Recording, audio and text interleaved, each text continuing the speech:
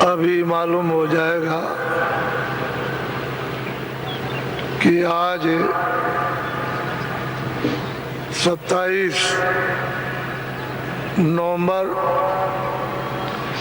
1995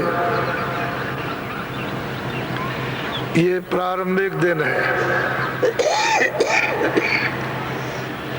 इसमें आज आने का दिन, तो अनुमान आपको लग जाएगा कि पहले दिन ये मानव संगम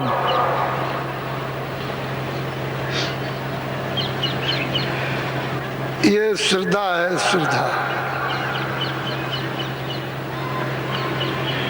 श्रद्धा के धन के सामने और कोई धन नहीं।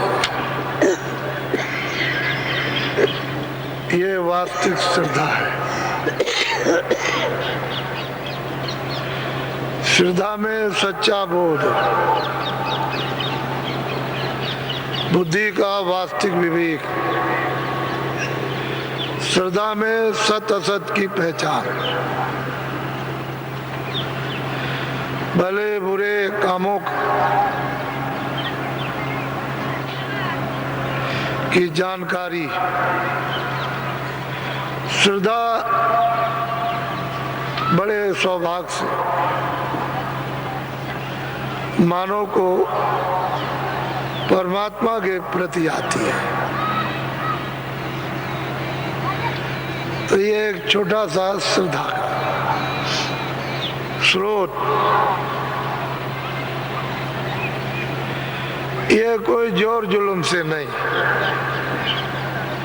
श्रद्धा से, ये लालच से नहीं, ये आत्महित के लिए।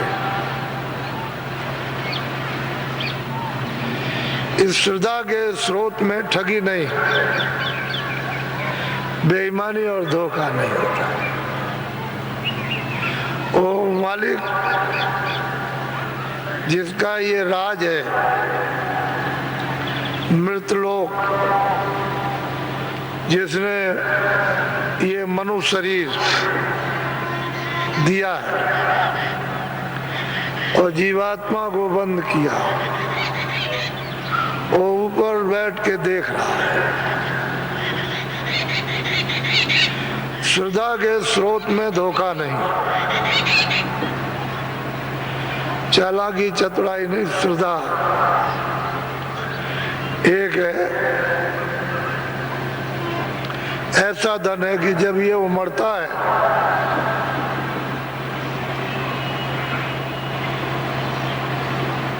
तो कितने विनाशकारी ये अज्ञान के तूफान उड़ जाते हैं।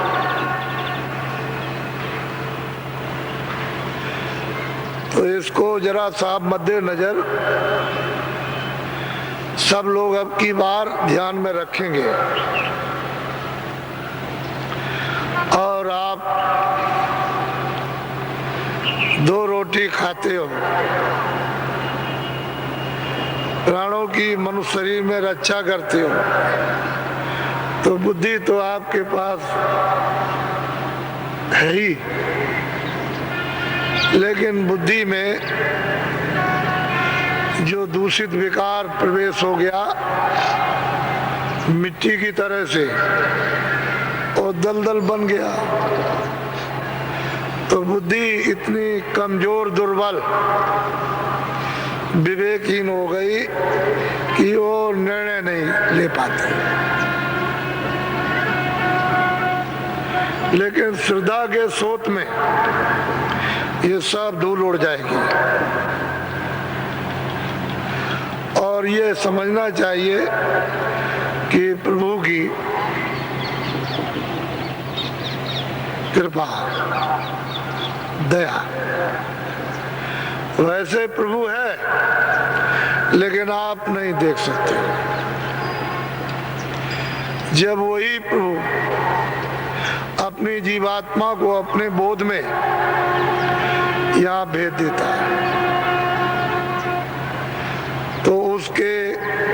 द्वारा, कृपा से, दया से, उसके रहम से वो क्या करते हैं कि शुद्ध कर देते हैं,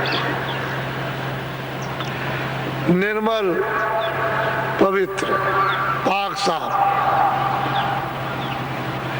मन बुद्धि चित्त अंतःकरण जीवात्मा। तब यही जीवात्मा मनुष्य मंदिर में उसी को देखती है, पा लेती है, दर्शन होता है। उसके यहाँ रात्रि नहीं होती।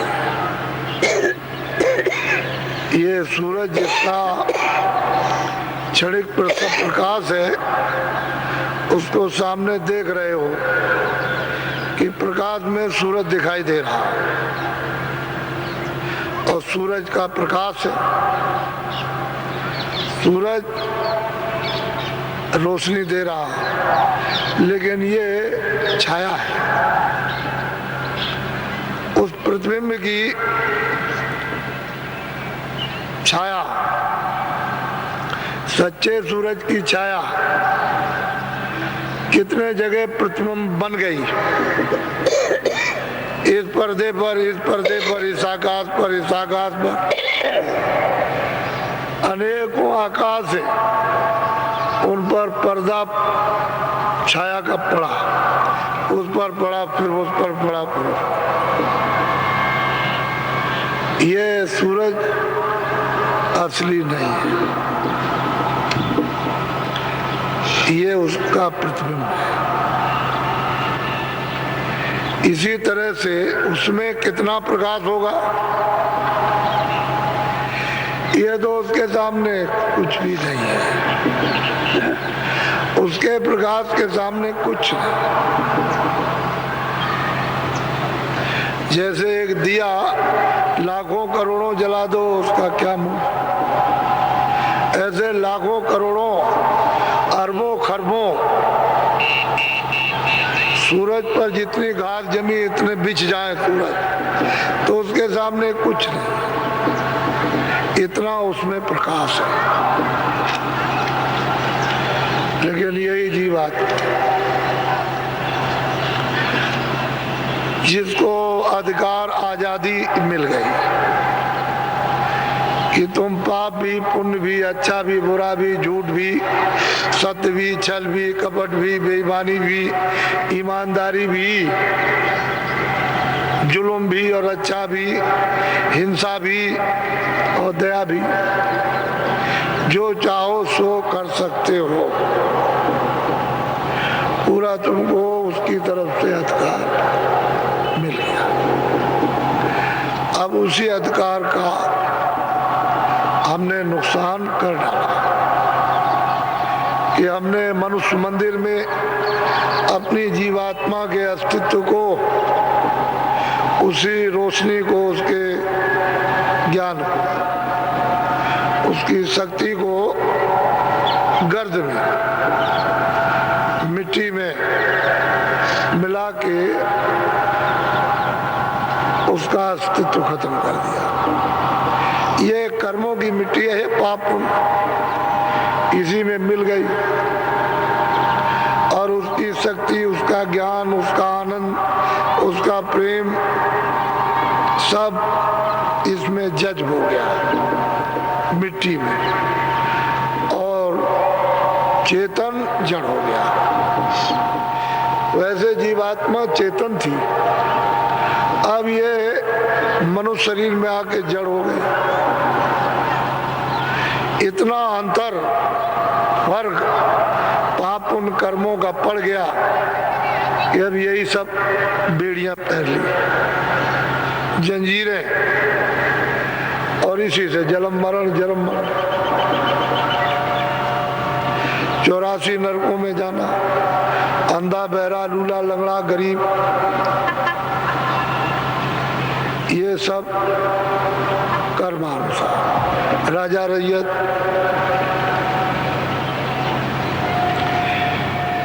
सब कर्मानुसार 4 खाने 84 लक्ष्मी और नरक। इससे हम सब उस प्रभु की सत्ता से, उसके रास्ते से दूर चले गए। अब कोई ये हामी नहीं भरता कि वो ईश्वर है, खुदा है, अल्लाह है, ब्रह्म है, गॉड है। किताबों में तो जो कुछ लिखा लिख दिया, वो तो उनका बोध था और हमारा कोई बोध तो है नहीं। तो अंदाजियन हम खुदा को मानते हैं, हम गॉड को मानते हैं, हम ईश्वर को मानते हैं, हम देवी देवता को मानते हैं। अगर देवी देवता, गॉड और खुदा तुम्हारे सामने मस्जिद मंदिर में खड़ा हो जाए कि देखो तुम झूठ बोलते हो, धोखा देते हो, बेईमानी करते हो, चोरी करते हो, आज से नहीं करोगे, तो तुम कहोगे हम ऐसे खुदा को मानते ही नहीं जो हमको ये चीजें मना करें। मुझे ऐसे ईश्वर को मानने की जरूरत नहीं। और फिर यह है कि मेरा उसने गोपनीय भेद खोल दिया तो मैं इसके बाद कैसे रहूंगा। तो वही ईश्वर अगर आपको आपकी कमजोरी को बता दे कि भाई तुम ये क्या कर रहे हो, तो आप उसके लिए नास्तिक हो जाओगे, झगड़ा खड़ा कर दोगे, दुश्मनी हो जाएगी। तो वो बहुत बचकर, सावधानी के साथ तुम्हारे साथ अखत मेहनत, जबरदस्त परिश्रम करते हैं, तब जाकर के कुछ। तो वो तो सब बैठ के देख रहा है, उससे हमारी कोई चीज छुप नहीं सकती। तो सुबह आपको ये बताया था, एक प्रमाण दिया था कि गोस्वामी तुलसीदास जी महाराज का जन्म राजापुर, जिला बांदा, उत्तर प्रदेश में, विख्यात बुंदेलखंड, जमुना जी के किनारे पर और चित्रकूट से 10 कोस 20 मील की दूरी पर उनका 1589 में जन्म हुआ था। अब उस समय पर मुसलमानी राज था।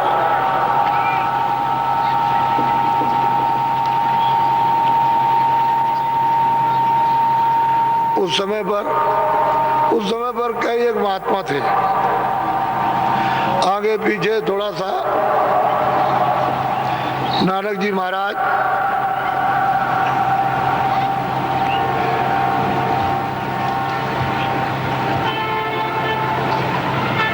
और भी महात्मा थे, रैदास जी,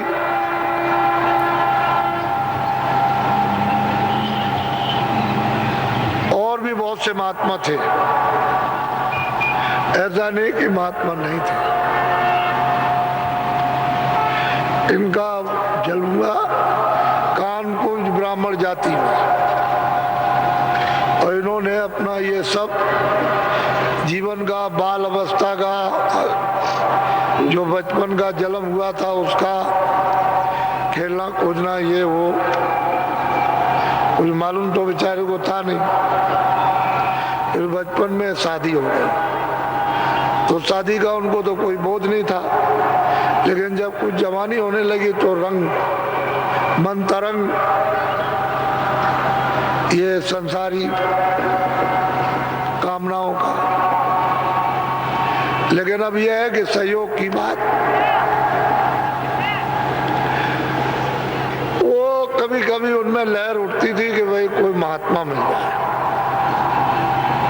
उनके साथ रहें, वो अच्छा लगता था। अब ये उनमें उनमें एक चीज थी, लेकिन मतलब यह है कि वो बराबर प्रेरित जो प्रारब्ध थी उनको धक्का मारती रहती थी। तो मिल गए महात्मा कंज को, उन्होंने बता दिया कि देखो बैठ के ये रास्ता है, चलो जल्दी करो, देर मत करो। तो करने लगे और 24-25 साल की इस मध्य अवस्था में ही उन्होंने प्राप्त कर लिया। ईश्वर को भी पाया, ब्रह्म को भी पाया, पारब्रह्म को, खुदा को भी देखा, रब को भी देखा, अल्लाह को भी देखा, और उन्होंने सत्य साईं को भी देखा। सबको उन्होंने पा लिया। और जितने भी ब्रह्मांड, जितने भी लोग,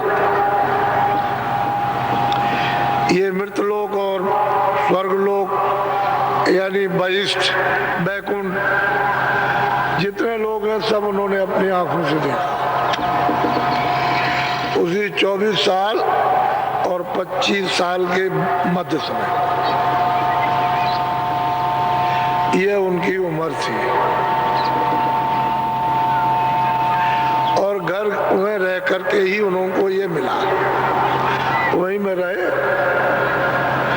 और पूरा का पूरा पद प्राप्त किया। कोई उनमें किसी तरह की कमी नहीं रही, सर्वज्ञ, सब जानकार।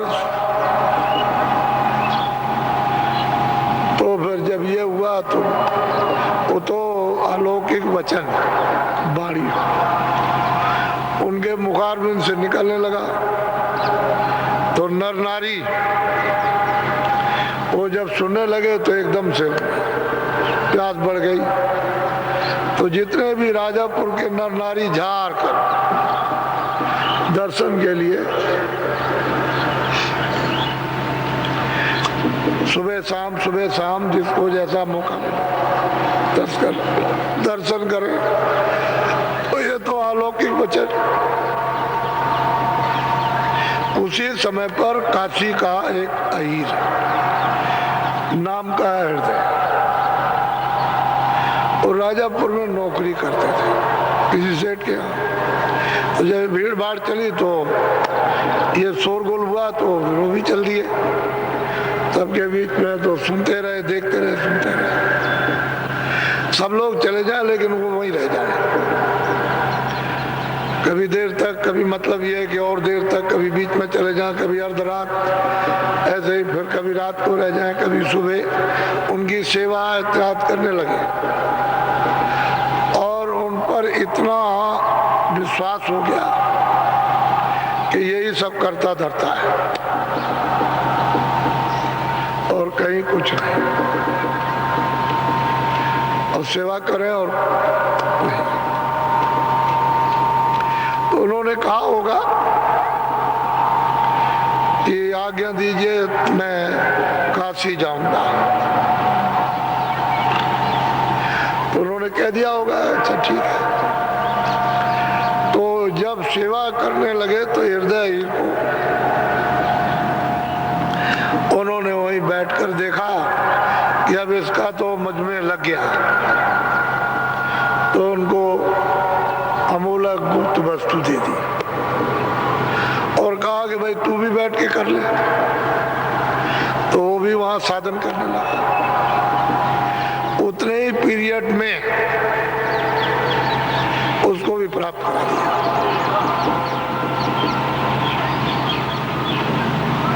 तो उनके बाद तो सर्वशक्ति उनको क्या है। तो जब सर्वांग समर्पण हो गया तो उसको भी, और राजापुर गांव में उसका काम कर दिया। तब वो आज्ञा लेके गया काशी में। तो गोस्वामी जी महाराज इनका उनमें चित्त लग गया। अब वो तो मतलब यह है कि जो भक्त होगा तो भक्त भगवान के बस में होते आए। तो सेवक के बस में स्वामी तो जब आज्ञाकारी है तो चित्त लगा ही रहेगा। तो उन्होंने कहा अब यहाँ कुछ नहीं, ये छोड़ो। बस वो मतलब यह है कि वो 25वें साल में, यानी 25 साल की उम्र में राजापुर छोड़ दिया और काशी चले गए। इनका तो काम हो गया था, उसका भी करना तो पता था उसका, तो उसको सूचना थी। तो जैसे ही सुना उसने भगा और तुरंत भाग करके उसने रातों रात कुटी बनाई उनके लिए, रहने के लिए तैयार कर दिया और ले गया उनको। तो पहले तो जहाँ भी ठहराया होगा, फिर उनको कुटी में रखा। बस वो वहाँ पर रहने लगे और ये उनकी सेवा करने लगे। आते जाते तो गृहस्थी था, उसके तो हृदय के तो बाल बच्चे थे। ये चले गए, यानी 25वें साल ये काशी में चले गए। इतनी छोटी उम्र में और इतना बड़ा काम। तब तो उन्होंने कहा कि प्रकृत पार प्रभुवासी ब्रह्म निरीय विरज अविनाशी ताम होकर कारण नहीं। कहते हैं वहां ये सब कुछ नहीं। तो ये जिस मृतलोक में हम लोग रहते हैं, ये एक कण है, एक जर्रा, इतना छोटा, और वो तो अथाह सागर है। तो इसकी और उसकी तारीफ क्या की जाएगी? ये क्या है उसके सामने? कुछ नहीं। ऐसे बूंद स्थान पर आप यहाँ पर फंसे पड़े और वो अपार अथाह है, उसका कोई पारावार नहीं। लेकिन सबसे बड़ी चीज ये है कि ये मृतलोक में अमोलक मनुष्य शरीर है और जीवात्मा को दरवाजे पर स्वर्ग के और मृतलोक के नाके पर बैठा दिया। ये जीवात्मा को बिल्कुल नाके पर रखा, अगर चाहे तो ऊपर चली जाए और चाहे तो नीचे गिर जाए, चाहे तो 84 चली जाए नरकों में और चाहे तो ऊपर चढ़ जाए। दरवाजे पर उसको बैठा रखा। अब इसका राज, इसका रहस्य महात्मा जानते हैं, क्योंकि आप जब जानते थे तब तो कोई बात नहीं थी,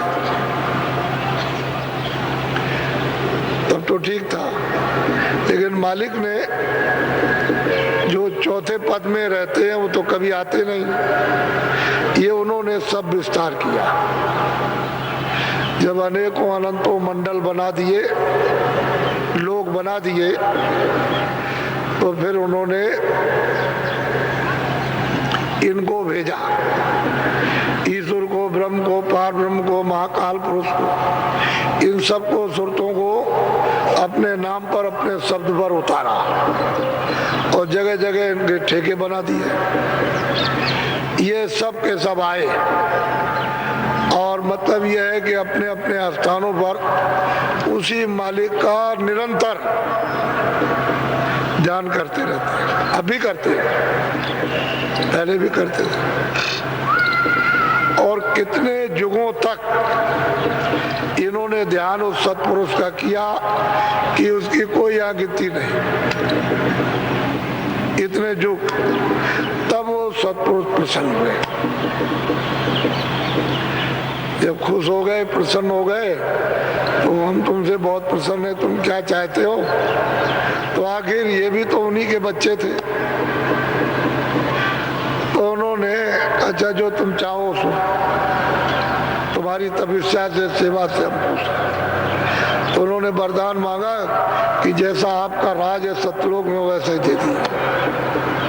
तो बगैर सुरतों के, बगैर जीवात्माओं के, रूहों के कोई रचना हो नहीं सकती। तो सतपुरुष ने एक छोटा सा भंडार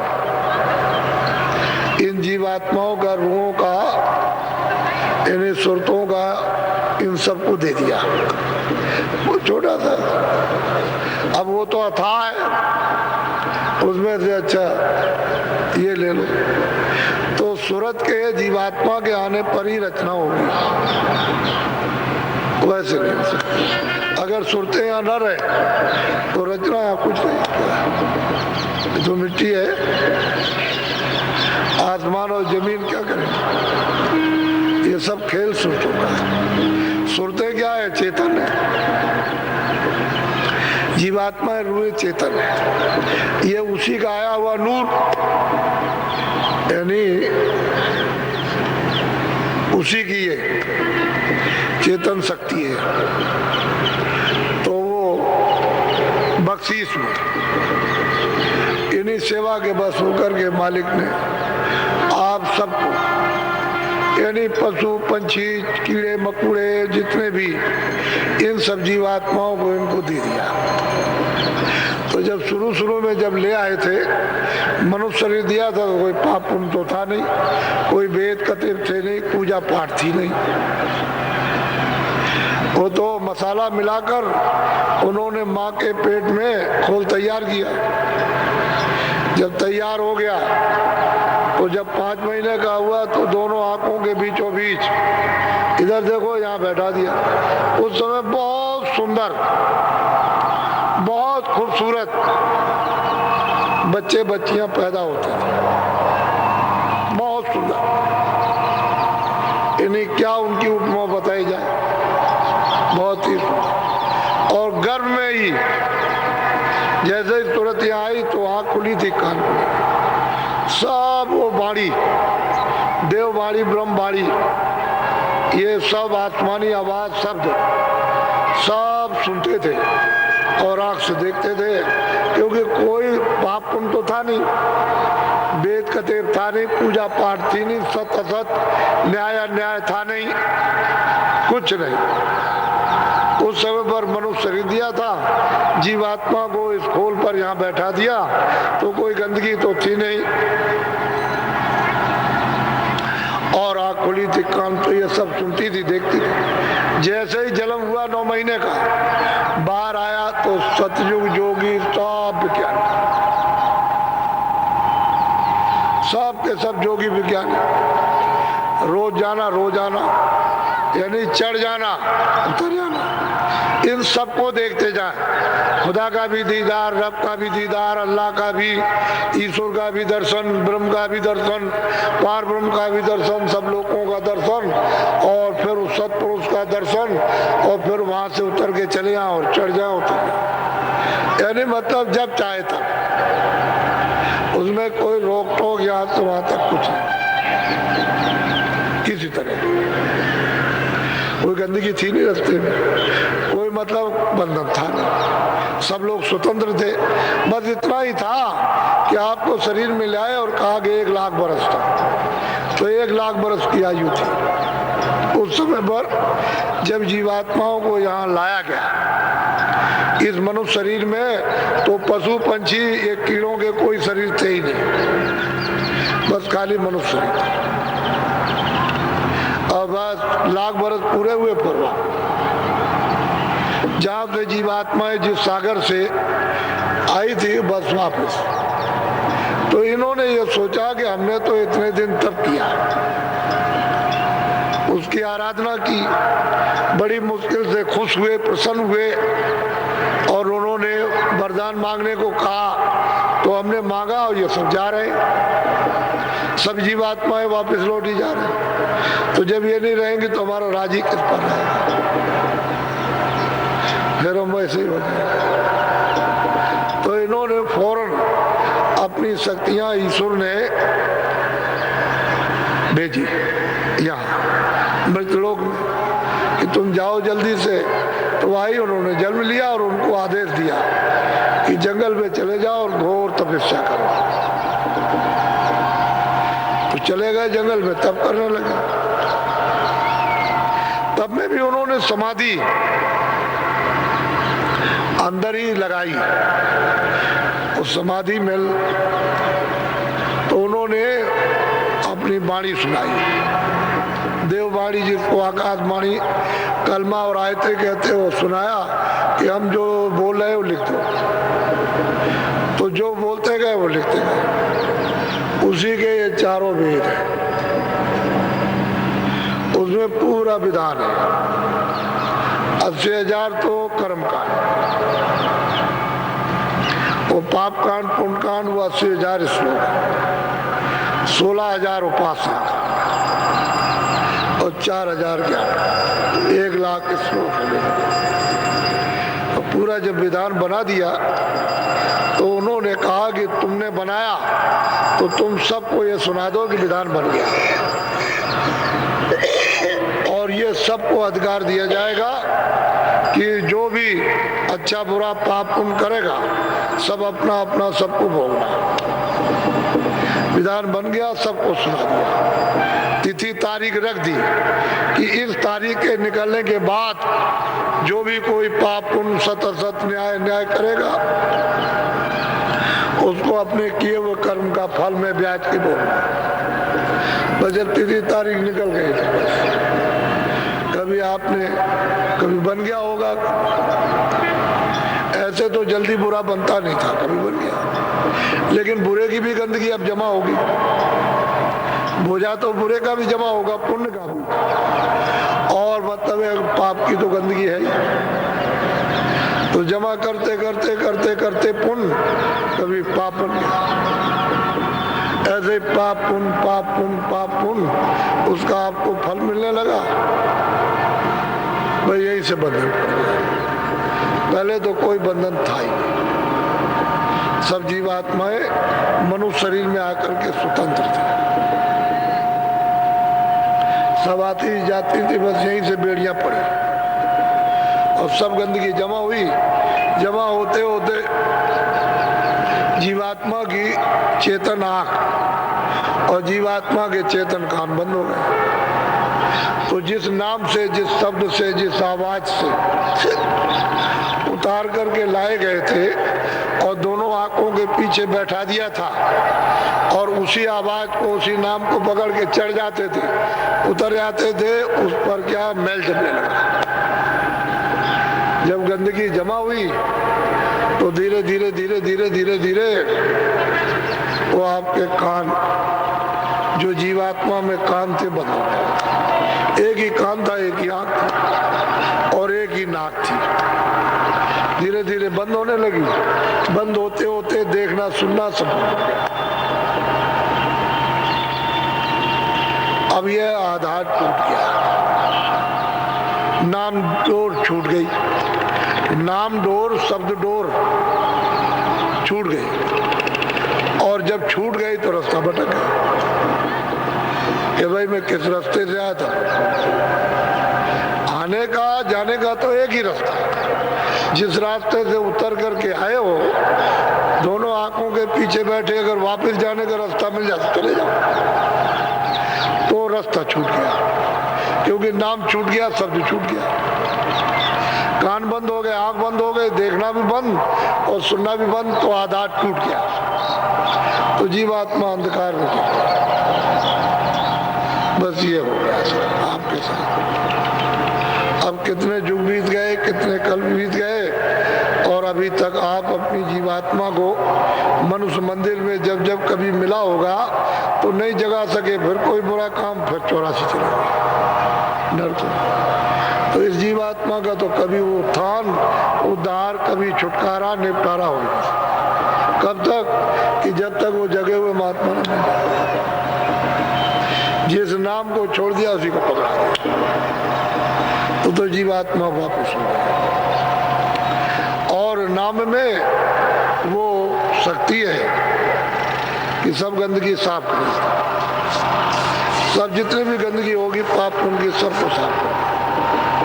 तो जब साफ करेगा तो जीवात्मा निर्मल हो जाएगा। उसके साथ मन भी निर्मल, बुद्धि भी निर्मल और चित्त भी निर्मल, अंतःकरण और जीवात्मा भी मिल गया, तो वो नाम फिर मिल जाएगा। फिर जब पकड़ लेगी तो नाम पकड़ करके डोरी है चढ़ जाएगी। तो उसी का ये अंश है, उसी नाम का, उसी शब्द का, उसी आवाज का जीवात्मा अंश है। और उससे जब अलग हो गया तो अंशी से अंश अलग हो गया। अब भटका भटका मारा मारा, इसका तो कोई ठिकाना नहीं। अब महात्माओं की जरूरत है, तो जिन जिन को मिल जाएगा उनको रास्ता मिल जाएगा, चढ़ जाएगा। तो 700 वर्ष के अंदर इतनी जीवात्माओं को महापुरुषों ने पहुंचाया, कुछ वर्णन नहीं किया जा सकता। इतनी दया की, कृपा की, ऐसा वैसा काम नहीं किया, बहुत बड़ा काम। और रास्ता खोल दिया, जीवों को घर में जाने का रास्ता खोल दिया। और कलयुग में ये कर दिया कि सब कानून रद्द कर दिए कि कलयुग के समान परमात्मा की प्राप्ति के लिए दूसरा न सतयुग है, न त्रेता है, न द्वापर। ये सुगम युग है। और आप लोग ऐसे सुगम युग में मनुष्य मंदिर में जीवात्मा को जगाकर भगवान को न प्राप्त कर सके तो दुर्भाग्य है। ऐसे बंधन महापुरुषों ने तोड़ दिए कि बस उनको ये कहा कि भाई लो, इनका भी तुम भजन करो, इनका भी करो, इनका भी करो, और जल्दी से निकल चलो। तो सबका भजन करा दिया और सबसे मिला दिया और सबके कर्जे को चुका दिया।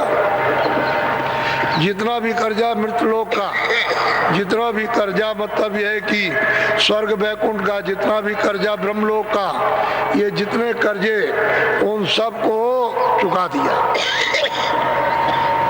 और इन सब शरीरों से जीवात्मा को, तो 4 शरीर है। एक तो ये स्थूल है, जल पृथ्वी अग्नि वायु आकाश। इसके ऊपर में लिंग शरीर है 17 तत्वों का, 10 इंद्रियां और चतुसंताकरण और रजोगुण तमोगुण सत्व, 17 तत्वों का लिंग शरीर, वो स्वर्ग और वैकुंठ में। इसके बाद सूक्ष्म शरीर है, वो 9 तत्व, वो स्वर्ग वैकुंठ से परे यानी ईश्वर के धाम में। शब्द स्पर्श रूप रस गंध और मन बुद्धि चित्त और अहंकार, ये 9 तत्वों का सूक्ष्म। इसके बाद उसके ऊपर में ब्रह्म लोक में 5 तत्वों का शरीर है, शब्द स्पर्श रूप रस गंध। इन 4 शरीरों में जीवात्माएं बंद हैं। अब बिना महात्मा के कैसे निकलोगे, बिना रास्ते कैसे निकलोगे? तो वो लोग तो बहुत बड़े बड़े लोग हैं। जब छोटे यहाँ आदमियों का यहाँ उत्सव मनाते हो सबका, गरीब से गरीब हो, कोई रिश्तेदार हो उसका भी उत्सव मनाते हैं, घर में ले आते हैं स्वागत सत्कार। और फिर ऐसे ही देवलोकों में भी अपने अपने लोक में स्वागत समारोह हर क्षण क्षण पर होते रहते हैं। लिंग लोक में, सूक्ष्म लोक में, कारण। तो वो लोग तो बहुत बड़े बड़े लोग, ये कुछ नहीं है, सबसे छोटा लोग, ये मृत लोग। इससे बहुत बड़ा, लाखों हिस्सा, करोड़ों हिस्सा ज्यादा तो स्वर्गलोक है। स्वर्गलोक से कितने करोड़ हिस्सा ज्यादा वैकुंठ में, और फिर उससे ऊपर तो बड़े बड़े लोग। फिर उसके ऊपर पार ब्रह्मांड में तो बेशुमार लोग, वो तो कहने में भी नहीं आ सकते। और उसके ऊपर उससे भी बड़े बड़े लोग। तो असल में किसी को मालूम तो कुछ है कि ये गोपनीय रहस्य राज ये फकीरों महात्माओं के द्वारा ही जानकारों से मिलता है। बगैर जब तक पूरे नहीं मिलेंगे तब तक कोई जान नहीं सकता। कोई खुदा की बुराई करेगा तो कोई भगवान की, कोई गाट की बुराई करेगा। महात्मा महापुरुष किसी की बुराई नहीं करते, कहते हैं खुदा भी है यानी ईश्वर भी है, और रब भी है यानी ब्रह्म भी है, फिर पार ब्रह्म भी यानी अल्लाह भी है, और वो महाकाल पुरुष भी है, और वो सतपुरुष भी है। वो किसी की कोई बुराई नहीं है, था उचित। और ब्रह्मा भी है, विष्णु भी है, शिव भी है, और वो शक्ति भी है और माया भी है। और वो मृतलोक है तो स्वर्गलोक भी, वैकुंठ लोक भी, वो सब किसी की बुराई नहीं। जो देखते हैं वो सब, वहां कोई बुराई है नहीं। ये बुराई करोगे तो फंस जाओगे। तो न बुराई करते न करने देते, सीधे निकल जाओ। ये नाम डोर है, सीढ़ी है, चढ़ चढ़ो। नाम को पकड़ो, सीढ़ी को, उसको, और धीरे से चढ़ चलो सीढ़ी पर, और चढ़ के नाम जहाज पर सवार होकर उतरो भवसागर पार। और नाम नहीं मिलेगा तो भी जीवात्माएं नहीं उतरेगी। नाम कहते हैं शब्द, शब्द कहते हैं आवाज, उसकी वाणी, जिसको आसमानी या जिसको कलमा या देववाणी ब्रह्मवाणी कहते हैं। आवाज शब्द है, नाम है, उसी से ये सब रचना नीचे ऊपर की बगैर नाम बगैर शब्द के कोई रचना बैठती नहीं। यहाँ मृतलोक में जड़ है, उसमें शब्द है, तो शब्द से ही रचना जड़ की होगी, जड़ चेतन की। ऊपर में जड़ नहीं है तो वहां चेतन, फिर चेतन, फिर चेतन, फिर चेतन, और फिर बिल्कुल शुद्ध विशुद्ध चेतन, फिर चेतनी चेतन। तो महात्मा के बगैर तो बच्चा मिल जाता। तो भक्तों में ने भी जो काम किया वो अर्वचनीय, और जो उन्होंने दिया वो भी अमूलक। अब ये भक्त और भगवंत का एक रस हो जाता है। तो ये है जो यहाँ गुरु महाराज जब जाने वाले थे तो उन्होंने ये कहा था कि भाई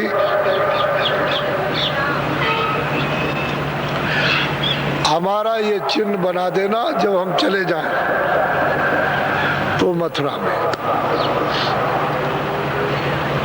यानी वो उस पार थे तो उन्होंने कहा कि उस पार बनाना, यानी उधर नहीं, इस पार नहीं, मथुरा के उस पार। गांव में रहते थे तो इस पार नहीं, उस पार बना दिया। और ये अमूलक वस्तु जो है वो जीवों को बांट देना।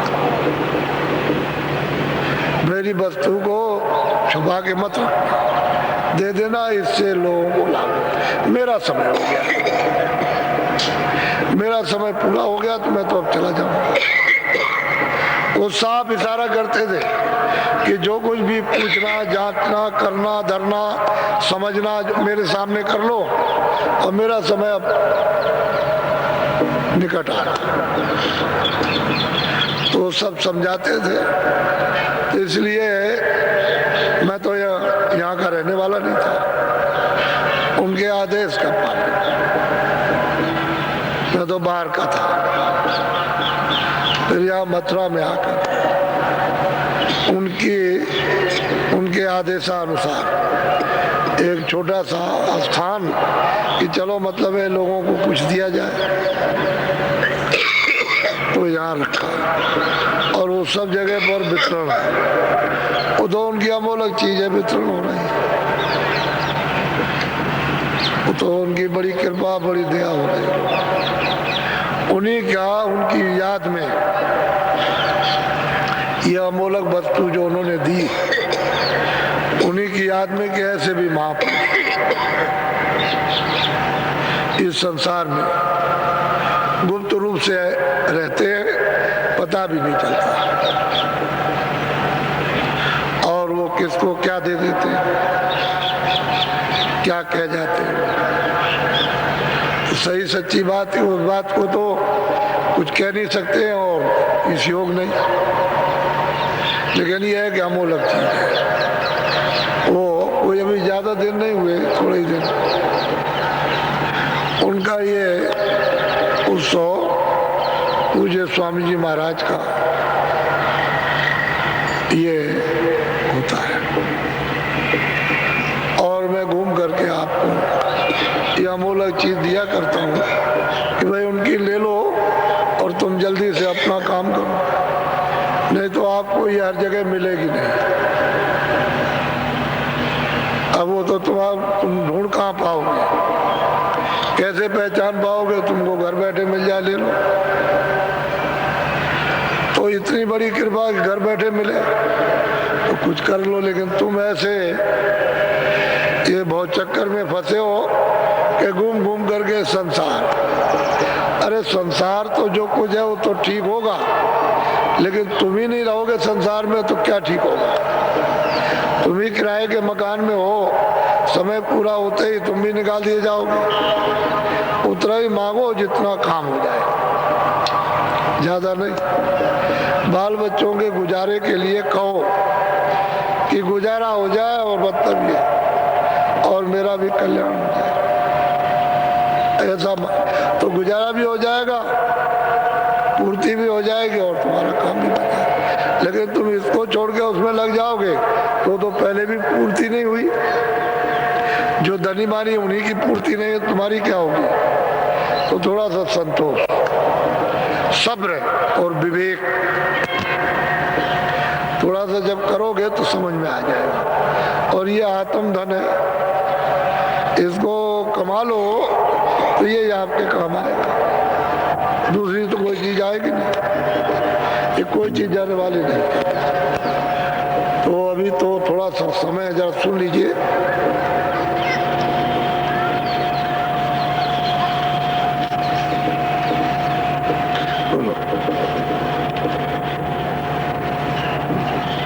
गुरु कांज गुरु ने राह बताई, कांज गुरु ने राह बताई, देह गुरु से कछु नहीं पाई। कहते हैं कि अंधा गुरु और बहरा छे। अगर अंधा बहरा गुरु हो तो उससे क्या मिलेगा? वो तो शरीर का है। तो कहते नहीं, हाँ कंज गुरु, उसने मुझको रास्ता दिया कि इस तरह से तुम चलो ऊपर, तुम दरवाजे पे बैठे हो वहीं से उठ चलो। बोलो। अब आगे विधि सुनो विधाना, ताकि विधि कहूँ परमाना। भाई आगे क्या हुआ है? तो मैं राजापुर में रहता था, आगे क्या हुआ उसको जरा मैं विधि विधान के साथ समझा दूं कि लोगों को कोई शंका ना हो, क्योंकि महात्माओं के प्रति बड़ी शंकाएं रहती हैं। तो खुद ही बता रहे हैं। ऐसे कई दिन बीत सिराने, राजापुरी जगत सब जाने। कहते बहुत दिन हो गए राजापुर गांव में, और ऐसे जब समय बीता और ये अमोलक वस्तु मिली तो सब जितने भी राजापुर आस पास के लोग सब जान गए, सब लोग जान गए कि ये विचित्र बालक है। ऐसी ऐसी वाणी का उच्चारण करता जो सुनाई नहीं।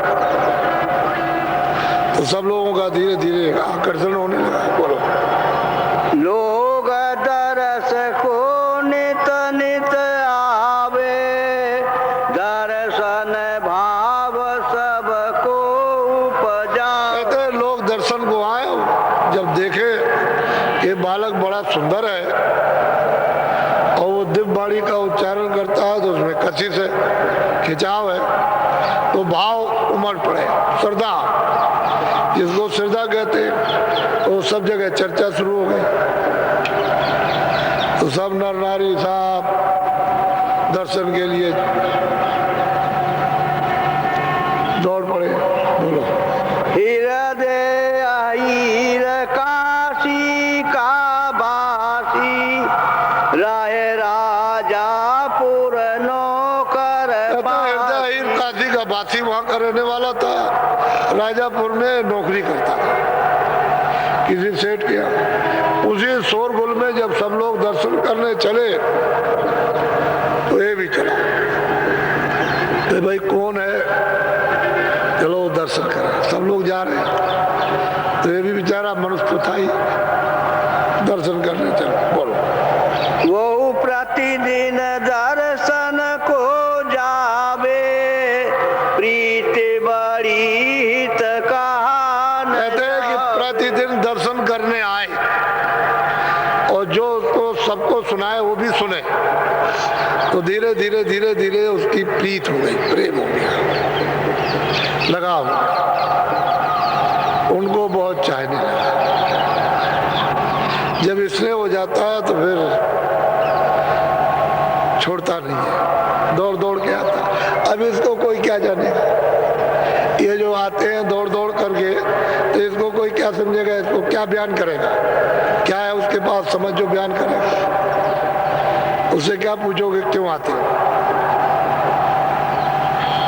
जब एक मामूली पति पत्नी के प्रेम को तुम वर्णन नहीं कर सकते हो, तो ये तो अलौकिक प्रेम है, ये कैसे कहा जाएगा। तो कहते हैं कि दर्शन करने आए, वचन सुने और बहुत प्रेम हो गया, और बगैर दर्शन के चैन। अब ये स्थिति हो गई कि दर्शन के बगैर, जैसे माँ, बच्चा माँ के लिए तड़पता है और माँ बच्चे के लिए, कि बगैर बच्चा उसके और बगैर माँ उसके नहीं रह सकती।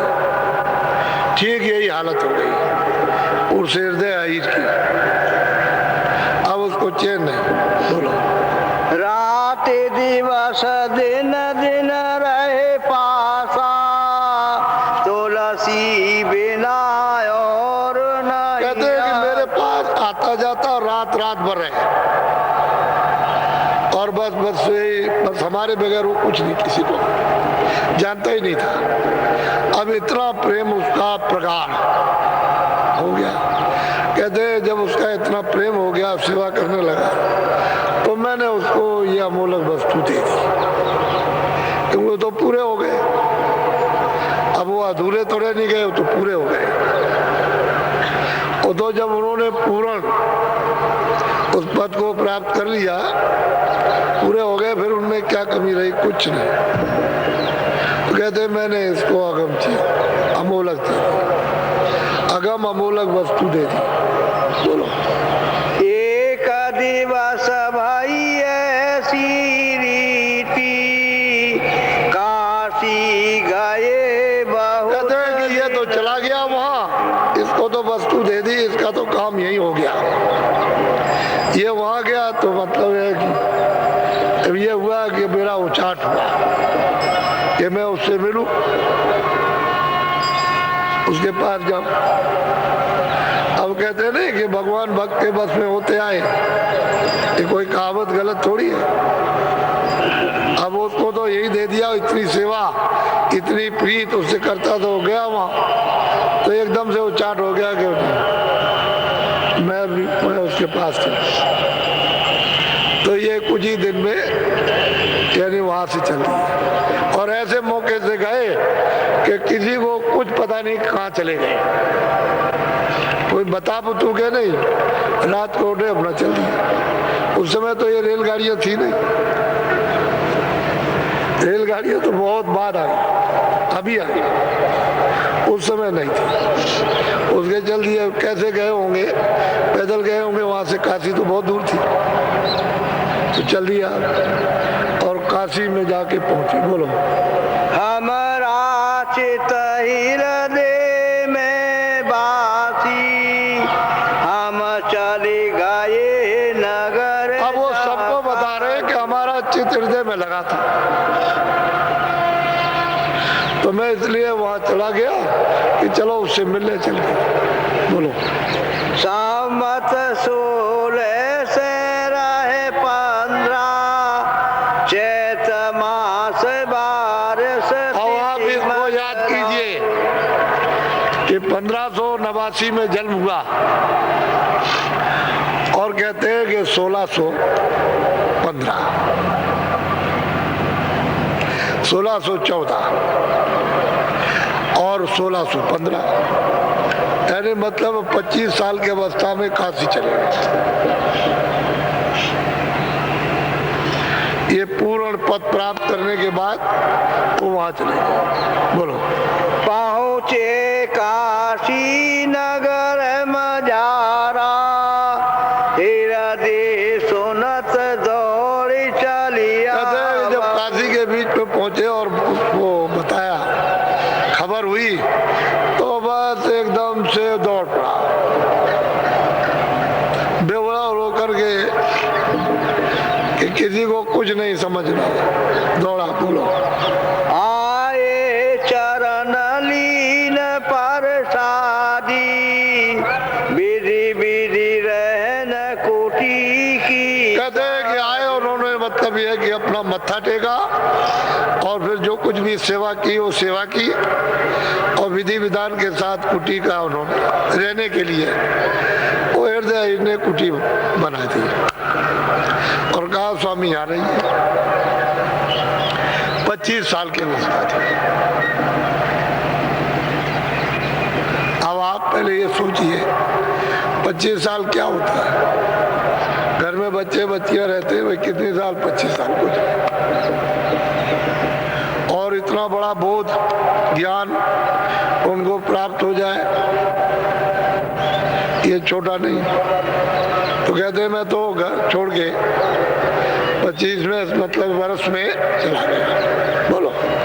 और वहां उसने कुटी बना दी विधि विधान से और मतलब है वहां पर कहा कि इसमें विराजी। बोलो।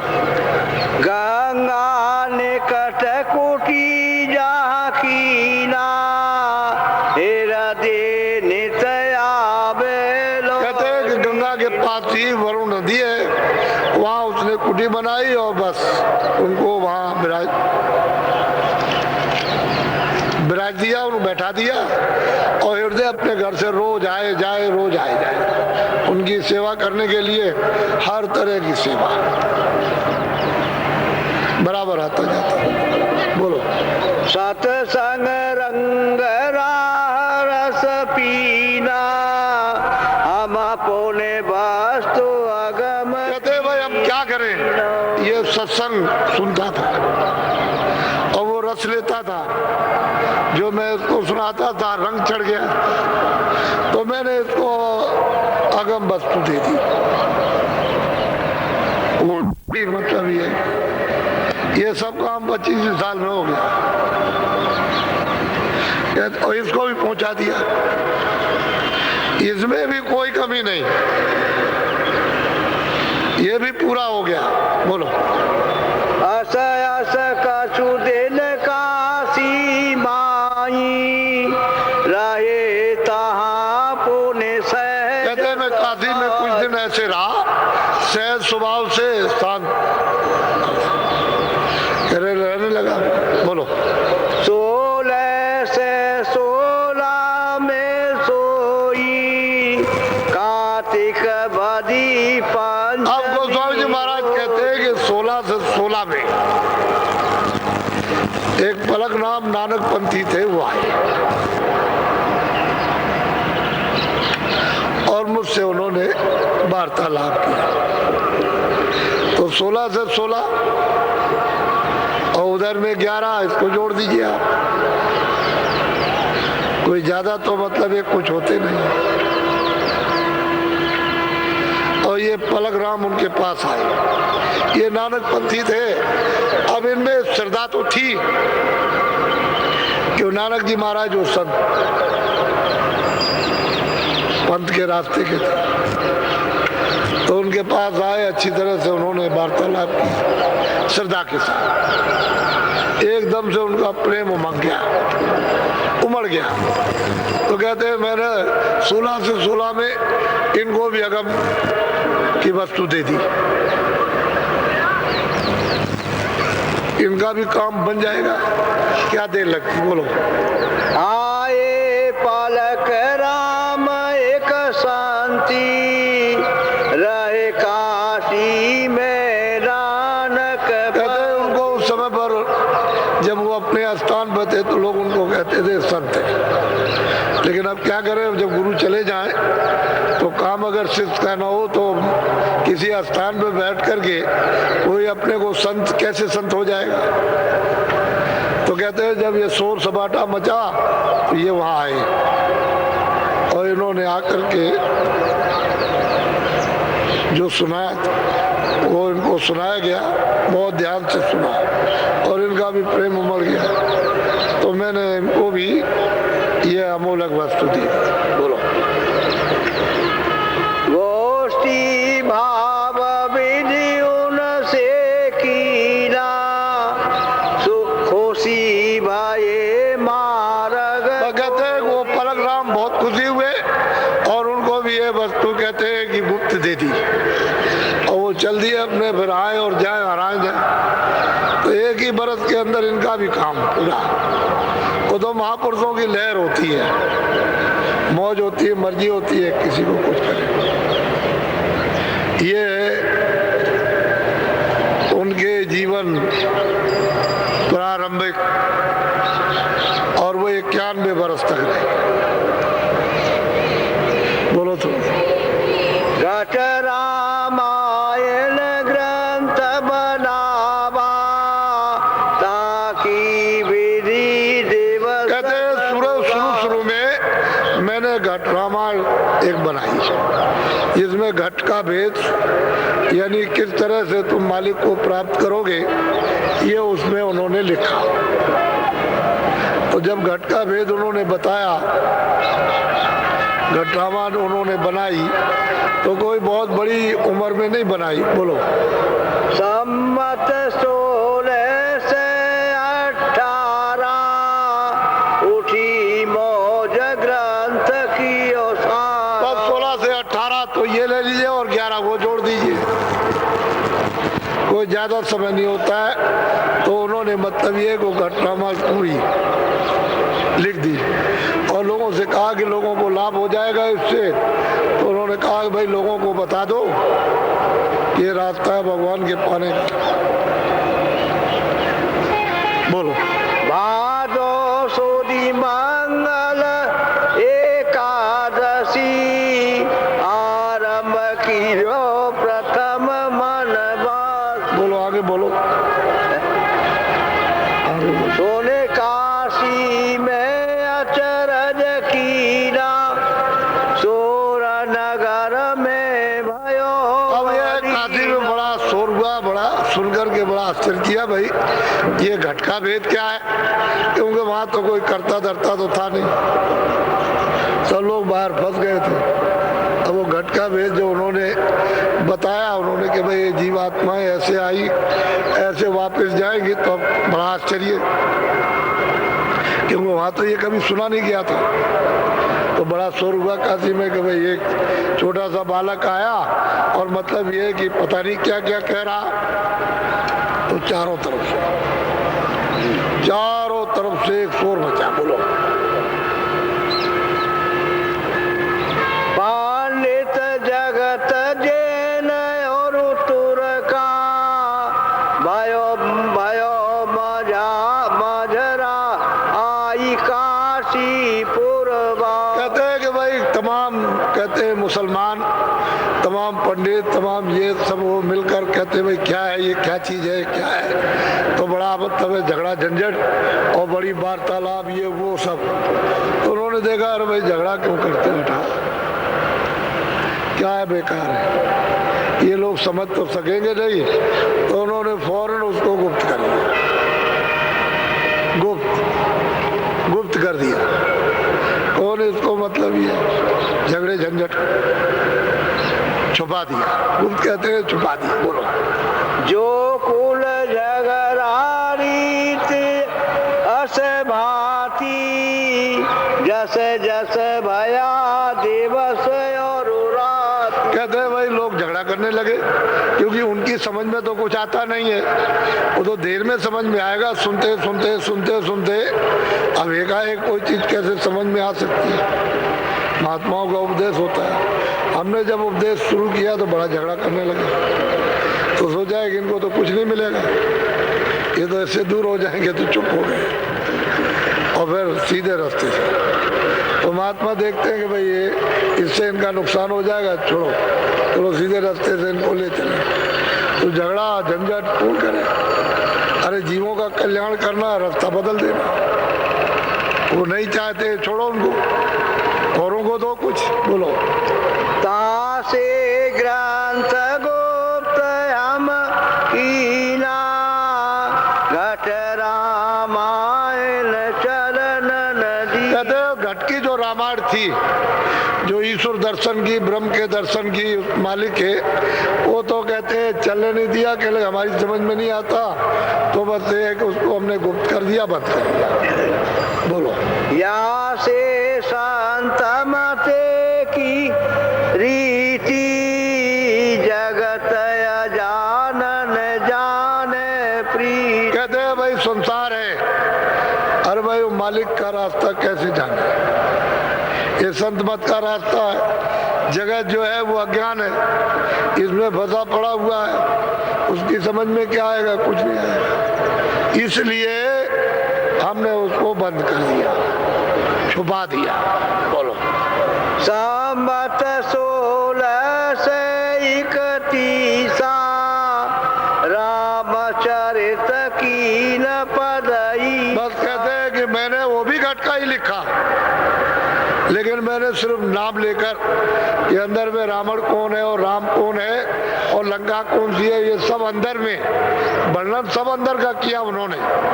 लेकिन वो ऐसा मेल कि भाई बाहर रावण, ये राम, ये सब कुछ, ये राक्षस, ये निशाचर, ये देवता, ये है, सब अंदर का रामायण में वर्णन किया। और 31 में संमत यानी 42 वर्ष की आयु में रामायण को उन्होंने लिख दिया। ये रामचरितमानस 42 साल के, ये भी गुप्त भी उन्होंने घट की रामायण और ये सब उन्हीं की है। और बिना पत्रिका में तो रोना ही रोना, ये सब जीव क्या समझेंगे, उनकी समझ में क्या आ सकता है, छुपा लिया। 42 साल में उन्होंने रामायण को लिख दिया और 42 लिख दिया तो बहुत, इसको सोचिए समझिए। बोलो। जग में झगड़ा जाना भाई रामन राम चरित्र बनाई। कहते जग में झगड़ा था तो हमने सोचा कि चलो इसी से लाभ हो जाए, तो हमने राम और राम का मतलब यह है कि उसका चरित्र वर्णन कर, चलो इसी से फायदा हो लोगों। बोलो।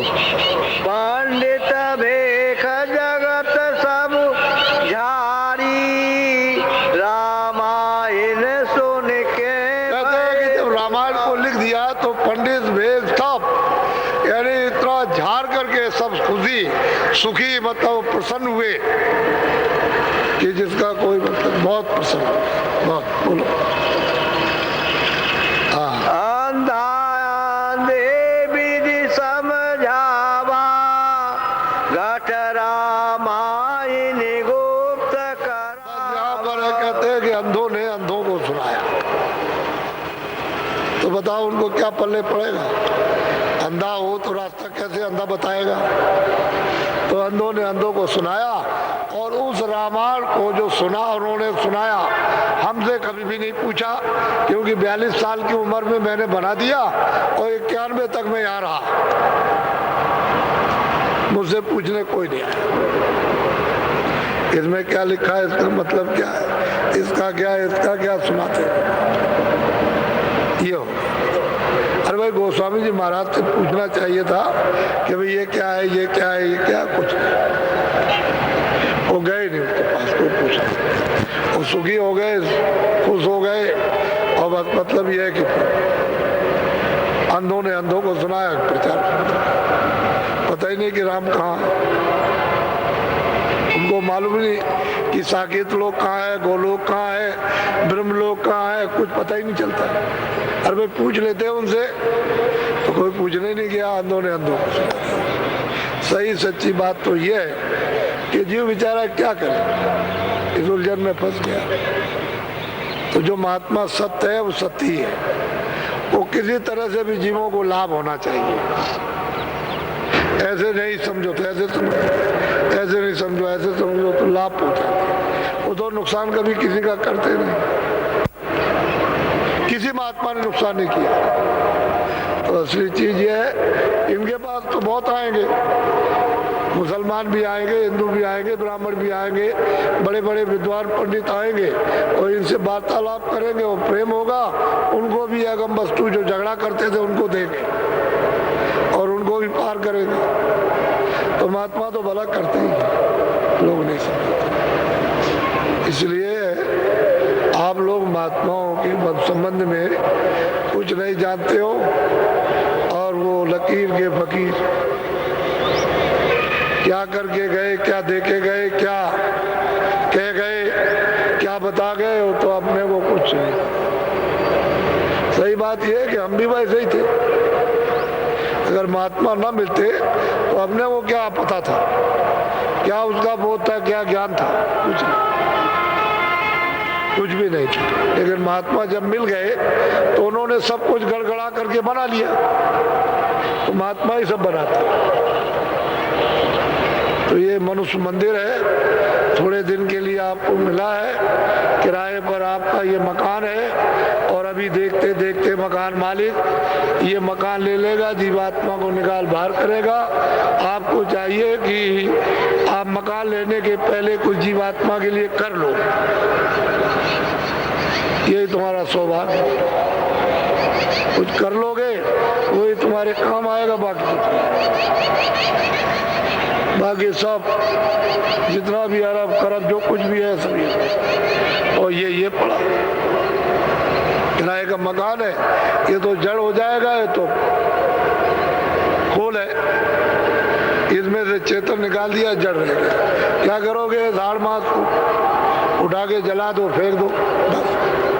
पशु पंछी का आप फेंक दीजिए, गाड़ दीजिए, इसी तरह से मनुष्य का फेंक दो, गाड़ दो, पानी में डाल दो, डुबा दो, और क्या कर सकते हैं, किस काम आएगा। तो ऐसा अनमोल मनुष्य शरीर, और जीवात्मा के लिए कुछ भी धन ना कमा सके तो व्यर्थ जीवन चला गया, फिर मानव शरीर नहीं मिलता। मैंने तो एक बात इसलिए आपको कही कि उन्होंने कहा मैंने भी पाया, तो दूसरा कहता है मैंने भी पाया, फिर वो कहेगा मैंने भी प्राप्त किया। तो मुसलमान आएंगे कि आप ही मुर्शिद हो, आप ही खुदा हो, और आप ही रब हो, सब कुछ आप हो, और मतलब ये कि मैंने भी उसको देखा। तो महात्मा तो कोई हो तो रूहों पर जीवात्मा में दया करते। तो सबने हामी भरी कि मैंने पाया, मैंने देखा, मैं वहां गया। तो रास्ता उसका है तभी तो जाएगा, आएगा। रास्ता नहीं रहेगा तो कैसे होगा। तो आप लोग, मैं अभी नामदान दूंगा, आप लोग साकारी रहो। आज के 50 साल पहले 95% लोग शाकाहारी थे, तो शाकाहारी रहो। अशुद्ध आहार नहीं, शुद्ध आहार। दूसरा यह है कि ऐसी कोई चीज सेवन मत करो जो बुद्धि नाशक हो। बीड़ी है, तंबाकू है, हुक्का पियो, लेकिन बुद्धि अगर पागल हो जाए उस चीज को, तो घर में पत्नी भी कबूल नहीं करती है, समाज भी आपको ये नहीं मानता कि अच्छी थी। जब पागल हो जाओगे तो पहचान खत्म हो जाएगी, तो सिवाय गाली गलौज के और क्या करो। तो दो चीजों का ध्यान रखो, एक तो शाकाहारी,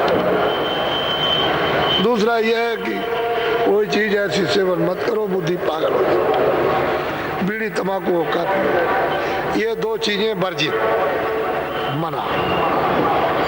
जितने अनाज है, सब्जी है, दूध है, घी है, फल है, ये आप दिन में 100 बार खाओ। अच्छे से अच्छे कपड़े पहनो और अच्छे से अच्छे मकान में या झोपड़ी में रहो, मना कौन करता। और खेती करो, दुकान करो, दफ्तर का काम करो, घर गृहस्थी में रहो। ये भी नहीं कहते हैं कि भाई छोड़ दीजिए, आप घर में रहो, लेकिन 23 घंटे तो शरीर के लिए, अपने परिवार के लिए काम करो शारीरिक, और 1 घंटा समय बचाओ वो अपनी जीवात्मा के लिए। आप जीवात्मा का, उसकी रक्षा का साधन भजन करो, जो जीवात्मा का धन प्राप्त हो जाए। ये शरीर के काम आएगा, शरीर का धन। और वो जो आत्म धन है, वो जो भजन करोगे, वो जीवात्मा का धन है, वो जीवात्मा के काम आएगा, तो वो उसकी रक्षा करेगा। और ये क्या करेंगे, इसके काम आएंगे। खाना है, कपड़े है, दवा है, तो इसको सेवन करो, इसको निरोगी रखो, क्योंकि जीवात्मा इसमें बैठी है। तो शरीर को ठीक रखोगे तो वजन भी हो जाएगा। तो जीवात्मा को भी ठीक कर लो जो गंदी हो गई। मोटी मोटी बात है, सबकी सब, इसमें इधर उधर का कुछ नहीं। दृष्टांत जितने चाहिए लाखों, वो हम महात्माओं के दे देंगे, उन्होंने कहा हमने पाया। ये तो आप नहीं कह सकते हो कि किसी ने नहीं कहा, हम तमाम प्रमाण दे देंगे आप, 1-2 नहीं, हमने पाया। वो कहेगा हमने, फिर वो महात्मा तो महात्मा ही, सेवक भी पाएगा कि मुझको भी इनसे मिल गया।